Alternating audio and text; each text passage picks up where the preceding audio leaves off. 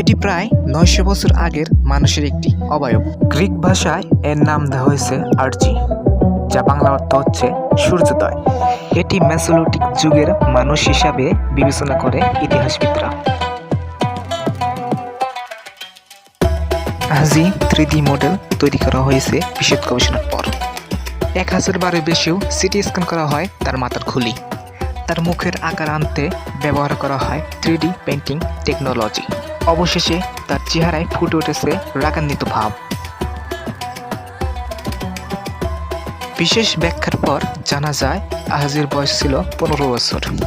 তবে তার দাঁতের নমুনা নির্দেশ করে তিনি ছিলেন অষ্টাদশী। চোয়াল বাইরের দিকে প্রসারিত। হতে পারে পশুর মাংস টেনে টেনে খাওয়ার অভ্যাস ছিল তার গোত্রে। গবেষকরা জানায় তিনি সম্ভবত রক্ত স্বল্পতায় ভুগছিলেন। নিতম্ব ও কোমরের হাড়ের সমস্যার কারণে তিনি চলাচল করতে পারতেন না। পরবর্তীতে যেটি তার মৃত্যুর কারণ হতে পারে। ১৯৯৩ সালে গ্রিসের একটি জায়গায় আহাজির দেহনিবাসের সন্ধান পান দেশটির প্রত্নতাত্ত্বিক বিভাগ। তারপর এর সকল কার্যক্রম সম্পন্ন করে এটিকে সংরক্ষণ করা হয়।